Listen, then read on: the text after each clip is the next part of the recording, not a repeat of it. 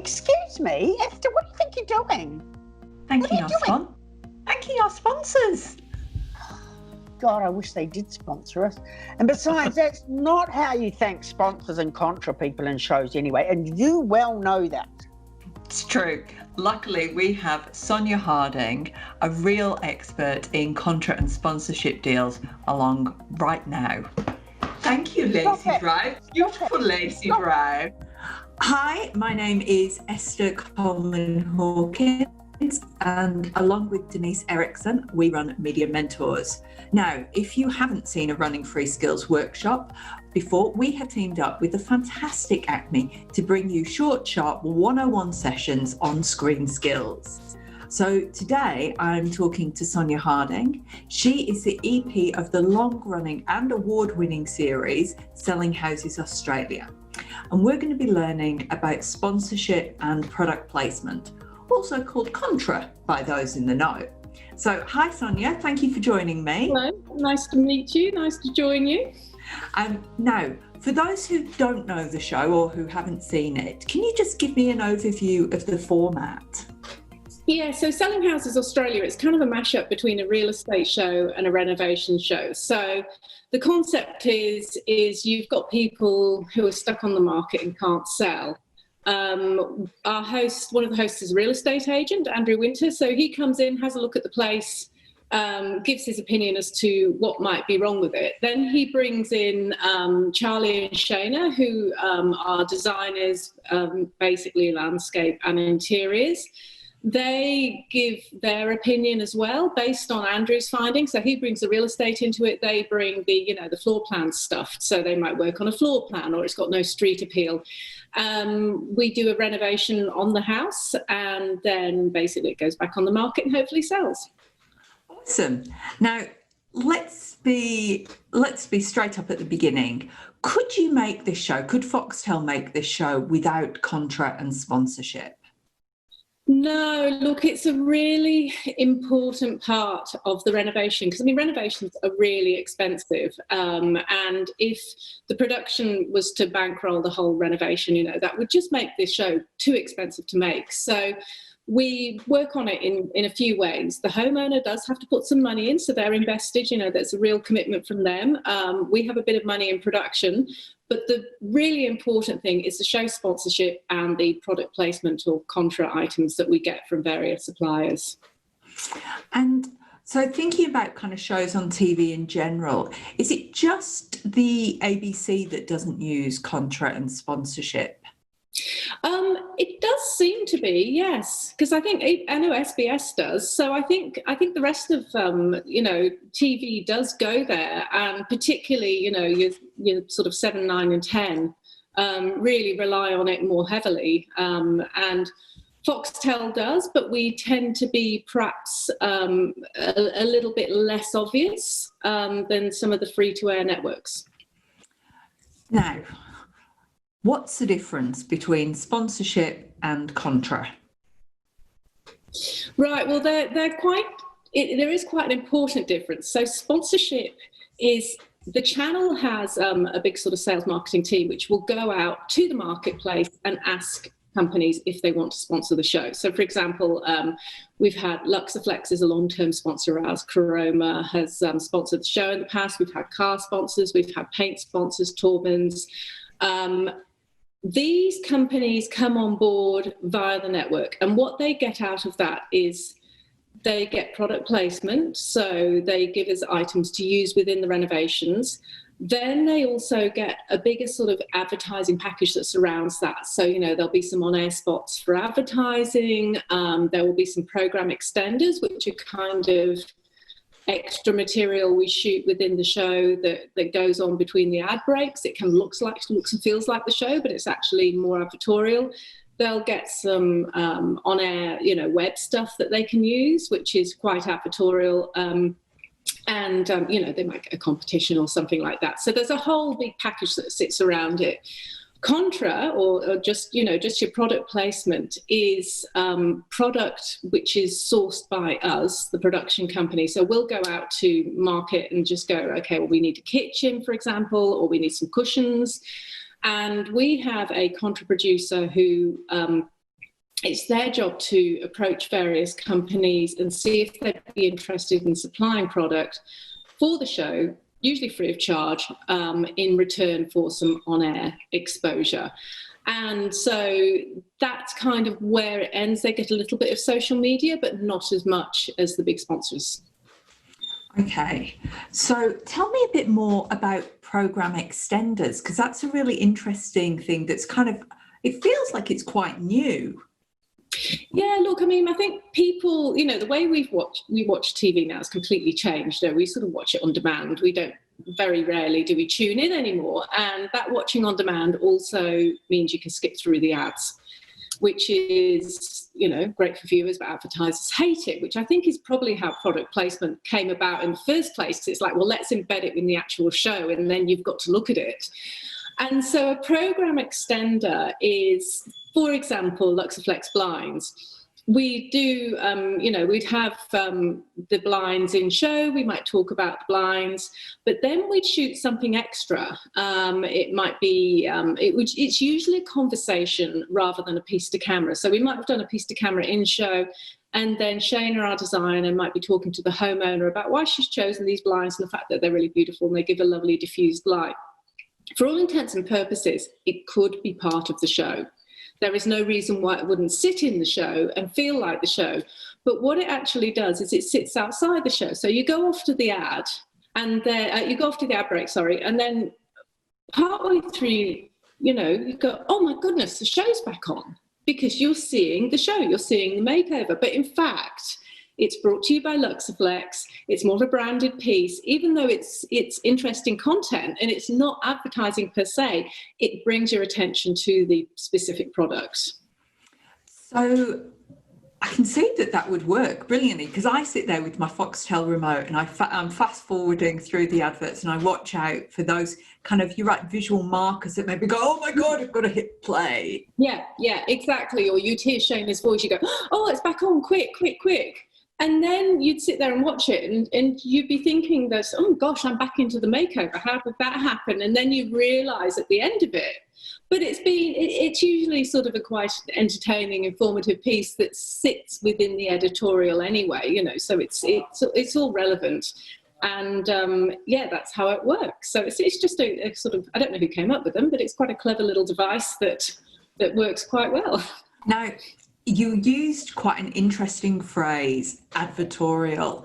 And I know when we spoke before, you said you were really careful when you were filming things to make it not feel too salesy. Can you talk to me a bit about how you negotiate that pathway between making it obvious, kind of promoting a product and talking about its attributes, and not feeling like a dodgy... Yeah. I mean, I think the most important thing is sometimes the design, the why. Why did you choose this product? There's all these different styles of product, but why has, you know, go back to using the blinds because they're an easy example. Why has Shana chosen this particular blind? And she's usually gone, you know, she would have gone for it for a reason. And I personally think that's the difference, you know, because you're getting inside her head as a designer and you're going, oh, that's really interesting. Wow, that's clever. And it looks really good. And yeah, but it's going to insulate the rim. Geez, I like that. I might go and get one of those, rather than going, you know, a more advertising route, which is just a very straight kind of sales, you know, salesy type thing, which is more, we do these things called, you know, webisodes, and they are basically, we might do a piece about a specific blind, and then we will use all the language and very much more straight advertising kind of talk, you know, so there'll be some overlay of the blind going up, and Shana doing pieces to camera about the specific, you know, this is cordless, so it's really safe for children, you know, so they don't get caught up in various cords, and it's this and it's that, and she'll be hitting those really important sort of marketing things, whereas within the show we kind of weave them in more as the why. All of that sponsorship is organised by the channel, and it's a larger kind of overarching conversation, but Contra is organised by your production team. So do you want to talk to me a bit about how on earth your Contra producer gets something for nothing? Well, she works very hard and she's good. But it's hard. It's hard because, there's lots of shows chasing product and there's various expectations out there. So with selling houses, for example, what we'll do at the start of the season, the Contra producer will come on before we start filming. So when we start casting, our Contra producer actually comes on a couple of months before we actually do anything. And at that point, she'll go through all the categories that we routinely need things for, both inside and outside. And, that's soft furnishings, that's appliances, that's lighting. And obviously we're working with Foxtel as well, and we make sure that we're not stepping on any toes of any deals they might be working on. So she is going through various categories, contacting companies and just introducing the show and who we are and what we do, and hoping that people know and watch the show. But obviously it's Foxtel, not everyone has Foxtel, so some people may not have watched it. And talking about what we do and what we're looking for, and explaining that if they would like to give us product for free, we can show it within the show and it will be shown like this, and here's an example of something we've done before. And really it's sales in a way. So she's on board doing that all the time. Now, later on, what happens is, as production starts to ramp up and we start to get our houses and we start to do our recce's and have our design meetings and things, our design team will also go, oh, you know what, I really need a wood burner for this one, or I want an outdoor fireplace, or I need some beautiful stone tiles. And the Contra producer may not have those special items that you're not using routinely. So what she does, and I say she because we've always had women in this role so far, is she'll go and she'll say, well, look, are there any products that you really like? So, I like that Jetmaster fireplace, they're lovely. Well, okay, I'll approach Jetmaster first. If I can't get them, then I'll get some lookalikes and I'll just go for it. Let's assume that Shana, for example, has never worked with this company before. She's just seen them because Shana's got a lot of contacts. She'll go, I'll call so-and-so, see if they're interested. She'll hop onto a website and she will get the number of head office and just ring up and ask to speak to the marketing department. Now, depending on how the company's structured, you'll either deal it with marketing directly or you'll go through, they'll say, look, we've got a PR agency who handle this and this is who it is. And so she will literally make that call, speak to somebody, sell them the idea and see if they're interested. And it's really just getting on the front foot and approaching people and not being afraid to just pick up the phone again and again and again until you find people who are interested. It's a tough job, isn't it? Like it's relentless. Yeah. You've got to be brave, and you're pivotal, because if she doesn't do her job, you can't deliver the makeover that is really the hero of the program. Absolutely. It is really pivotal. We need to get a certain amount of products, because the cash component that we have, most of it goes on labour costs. Do you have any idea, just off the top of your head, how many items for a renovation you might have? Like, is it 20? Yeah, look, it really depends on the size of the renovation. Yeah, 20 plus, easy. Yeah. I would have to look at some of our lists, but yes, there's quite a lot. If anyone was interested, what they would do is jump onto the Lifestyle Channel website, and there's a suppliers list.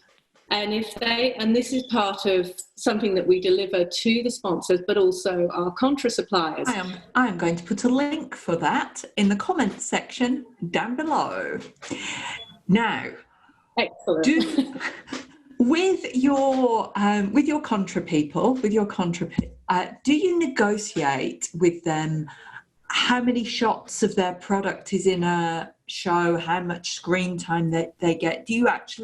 Is that a hard and fast contract or not? No, it isn't, because number one, we always have to look after, the sponsors a little bit more, and we have to be mindful of that because they're on, they're paying more. And number two, it kind of comes down to the editorials. So we're going to look after people as much as we can. It's in our interests. And also we've selected their products usually because we think they're interesting and they're nice. So they're going to get some airtime. But we generally just leave it quite loose because that then gives us editorial control. Because what we have to be careful of is that the tail doesn't wag the dog. In terms of, when you're actually putting the segment together, yes, you need to tick your boxes, but you also need to have the freedom to take the story where it needs to go and what your important elements are in that particular piece. Okay, so has social media had an impact on Contra deals for you? Yeah, huge. So it used to be that nobody was really interested in social media, and now social media is everything. Social media almost seems more important now than the screen time, than being in the show. Everyone is so concerned about what they're getting on the social media side of things, and it's high value. I guess because that's probably how people find they do most of their sales. So would people rather have an Instagram post on Instagram with their product in it than extra bits of screen time? Look, I think that's an interesting one. I think they want that as well. They go, well, what can you give me in social media? It's like, I know I can get the in-show. Yep, great, thanks. What can I have in social media? That's the important. It's that follow through, and maybe because it lives on after the show's gone to air, and they can target their audiences. They can buy sort of targeted advertising through social media, so it can pop into your feed or my feed if we happen to have searched for blinds or we look like we might be interested in those kind of products. So that it seems to be very important to people, the whole Instagram or Facebook stuff. Excellent. Now, you've talked a bit about how the Contra producer is really important in the design phase. And I remember you talked to me about how you have a giant spreadsheet of kind of all the products that you've got and things like that.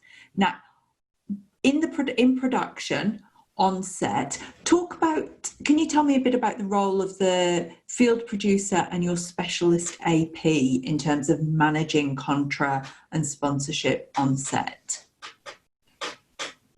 Yeah, so basically before we go out, yes, the Contra producer makes this really massive sort of detailed spreadsheet which has who are our sponsors, what are the obligations, is there anything special we need to talk about here, like are we doing a hero piece for a bathroom, for example, and there's this beautiful freestanding bath and you need to talk about that, down to who are our Contra products, what are they given us, is there anything special, or have we agreed anything special, because sometimes we might agree something, or it might be notes, they've been really good to us, so let's try and make sure that you do a little chat about this product or something, because we'd like to give them something.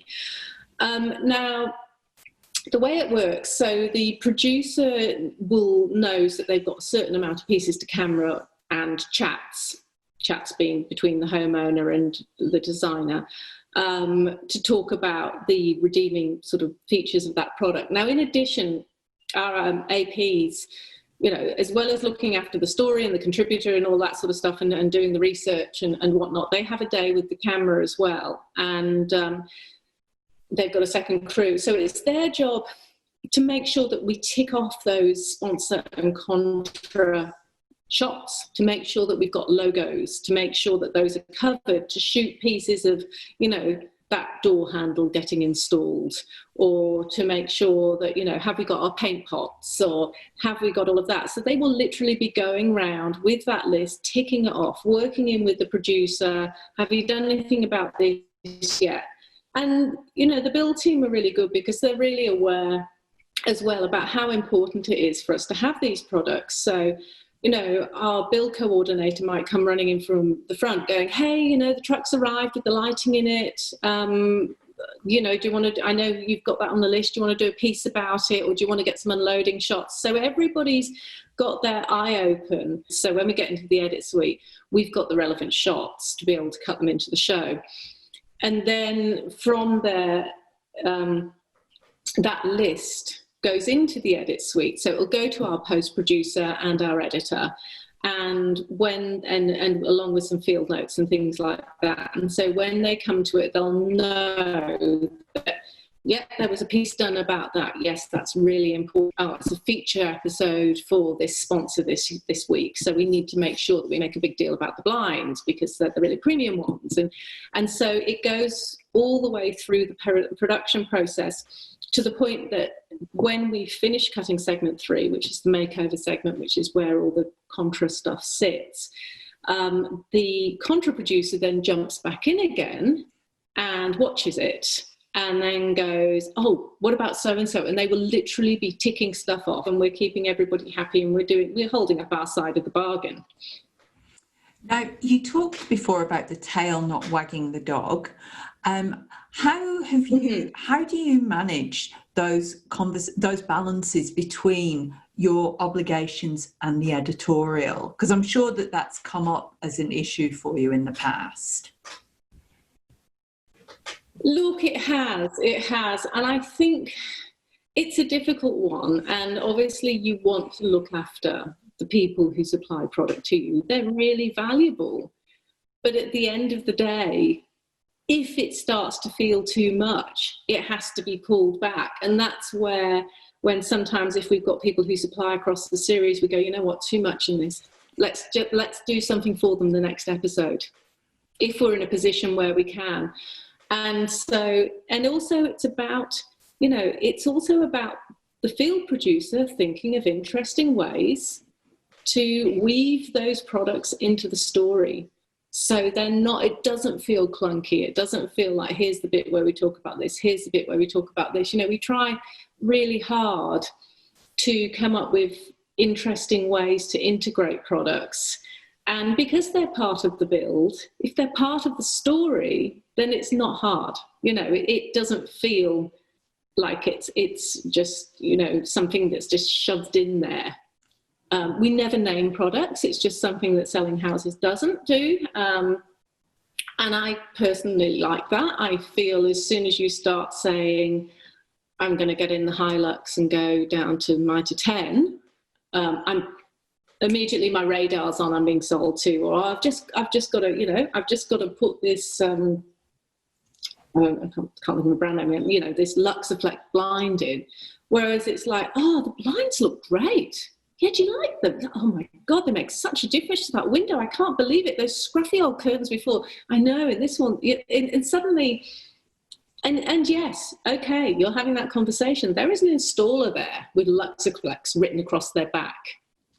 But you're not saying the Luxaflex blinds look great. Do your suppliers get a preview screening? No, they don't. And even the sponsors don't. It's not something, I don't know about other shows. I can't speak for other shows if that's something that happens or not. But our show, no.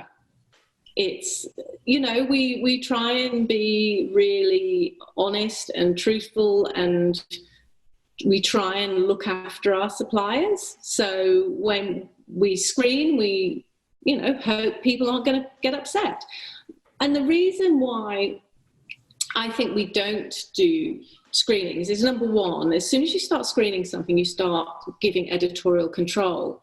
Now, and obviously the editorial control, the ultimate editorial sign-off is Foxtel. It's their show. They have a very clear idea about, you know, the lifestyle channel, its looks and its feels, and what they want to portray and what their viewers are going to like to watch. And I think if you were to give all your sponsors and product placement people a look, you'd end up with a very different show if you gave them their feedback. But, you know, you've got to hope that they trust you and they like the way you've done it, and it all threads through nicely, because otherwise people won't watch it. You know, people are watching because of the overall story, and they know they're going to see some products in segment 3. But hopefully they're interested in those products and they think, oh, I wonder what they're going to do with them and how they're going to transform this house. Not like, oh, well, here's the big ad. You know, we don't want them to think that. Now, it sounds like the Contra producer has got a really unusual set of skills, both a mixture of kind of sales, editorial, relationship building. Can you tell me about how people move into that role? It's a funny job, and it's almost become like a little specialised niche in its own right, because it is an interesting set of skills. And my Contra producers, they've either come to us as Contra producers, or it's been a great place for our APs to move up into a producer title. Because there isn't, in selling houses, there is an element of producing. They also do a lot of website content. Some of it's sponsor driven, some of it isn't. Some of it's just editorial, just really lovely design pieces where they go off to Byron Bay and look around some amazing hotels and houses. I mean, that's a nice gig. You know, so it's a great place for them to sort of cut their editorial teeth a bit more and get that with the crew. So they work very closely with the team over at Foxtel, you know, so they're working with the network really, really closely with the people in marketing who and advertising who manage those relationships with sponsors. So, you know, they're on weekly WIP calls with the sponsors of the show, they're liaising with the sponsors of the show, and these are really important clients. So you've got to be good with people. You've got to kind of give them what they want, but also stay true to the show. You've got to be able to troubleshoot. You've got to be able to get on the phone and just get free stuff.